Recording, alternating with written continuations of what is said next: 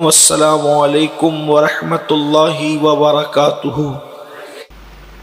تو یہ روزے جو رکھائے جاتے ہیں ایک مہینے تک، اس کی بہت ساری حکمتوں میں سے ایک حکمت یہ بھی ہے، 11 مہینے تک پیٹ بھر کر کھانے والوں ذرا ایک مہینے بھوکے رہ کر دیکھو کہ دنیا کے اندر جو قوم روٹی کے ٹکڑے کو ترس رہی ہے، آخر بھوک کس چیز کا نام ہے، تاکہ ان کی بھوک کا تمہیں احساس ہو۔ اور بھی حکمتیں، لیکن ایک حکمت یہ بھی ہے کہ ان کی بھوک کا تمہیں احساس ہو۔ تو یہ مہینہ مواسات کا مہینہ ہے، حاجتیں پوری کرنے کا مہینہ ہے، تکلیفیں پوری کرنے کا مہینہ ہے۔ اللہ کے رسول علیہ السلام کا فرمان ہے، حدیث پاک میں آتا ہے کہ جو ماہ رمضان شریف میں اپنے کسی مومن بھائی کی صرف ایک حاجت پوری کر دے، ایک حاجت، اللہ تعالیٰ اس کی 10 لاکھ حاجتوں کو پورا فرمائے گا اور اس کو گناہوں سے ایسے پاک کر دے گا جیسے وہ ابھی اپنی ماں کے پیٹ سے پیدا ہوا۔ اس لیے اگر اللہ نے آپ کو نوازا ہو دولت سے، اگر اللہ نے آپ کو نوازا ہو مال سے، اگر اللہ نے آپ کو خوشحال رکھا ہو، تو اپنے رشتہ داروں کا خیال کریں، اپنے گرد و پیش کا خیال کریں۔ میں تو صرف یہی عرض کرنا چاہتا ہوں کہ ہر آدمی اگر صرف اپنے رشتہ داروں کو سنبھال لے تو مسلمانوں کی غربت کا خاتمہ ہو جائے۔ اس لیے اپنے گرد و پیش کا جائزہ لیں، حسب حیثیت، حسب طاقت ایک دوسرے کی مدد کریں، اور ایک دوسرے کی مدد کرنے کے ساتھ ساتھ اللہ تعالیٰ نے اگر آپ کو مال دیا ہے، دولت دیا ہے، تو اپنے مال سے مدارس اسلامیہ کی بھی مدد کریں۔ اس لیے کہ جب تک مدارس ہیں تب تک علم زندہ ہے، اور جب تک علم زندہ ہے تب تک اسلام زندہ ہے۔ اللہ کے رسول علیہ السلام فرماتے ہیں العلم حیات الاسلام و عماد الدین، کہ علم اسلام کی زندگی ہے، جب تک علم رہے گا اسلام رہے گا۔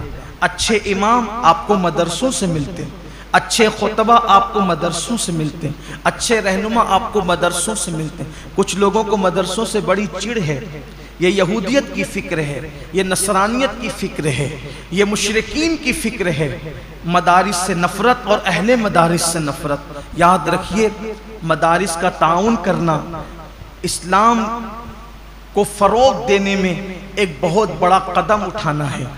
آپ جس بھی مدرسے سے متفق ہیں، جہاں کے کام سے آپ مطمئن ہیں، وہاں مدرسے کی مدد کریں۔ ساتھ ہی ساتھ آپ کی ہماری اپنی تحریک سنی دعوت اسلامی مختلف شعبہ جات میں کام کر رہی ہے، جو آپ کی نگاہوں کے سامنے ہے۔ الحمدللہ شعبہ دعوت و تبلیغ ہو، شعبہ مدارس ہو، شعبہ مساجد ہو، شعبہ خدمت خلق ہو، اس طرح کے شعبہ جات سنی دعوت اسلامی سال بھر اس میں کام کرتی ہے، اور آپ دیکھتے رہتے ہیں۔ اللہ کا شکر ہے، شعبہ مدارس کے زیر اہتمام 3 دارالعلوم چلتے ہیں، اور 60 مدارس اور مکاتب چلتے ہیں، اور 60 مکاتب جو پورے شہر میں چلتے ہیں، تقریباً اس میں 2700 کم و بیش طلبہ اور طالبات تعلیم حاصل کرتے ہیں۔ تو اگر اللہ نے آپ کو نوازا ہے تو اپنے زکوٰۃ، خیرات اور فطرے کی رقم سے آپ ان تمام شعبہ جات کو مضبوط کریں۔ اللہ کا شکر ہے، اجتماعی شادیوں کا نظم بھی آپ دیکھتے رہتے ہیں، سال بھر میں ساری ایکٹیویٹیز آپ کے سامنے ہیں۔ آپ دیتے ہیں پیسے، اس کے بدلے میں آپ کو حفاظ کرام دیے جاتے ہیں، علماء کرام دیے جاتے ہیں، جو آپ کی نگاہوں کے سامنے ہیں۔ یعنی آپ کی دی ہوئی رقم آپ کی نگاہوں کے سامنے آپ کے اپنے شہر پر خرچ ہوتی ہے، اور آپ کے اپنے شہر کے بچوں پہ خرچ ہوتی ہے۔ اس لیے آپ زکوٰۃ تو نکالیں گے، کہیں نہ کہیں دیں گے۔ اس سے بہتر ہے کہ آپ کی زکوٰۃ آپ کی نگاہوں کے سامنے صحیح مصرف میں خرچ ہو۔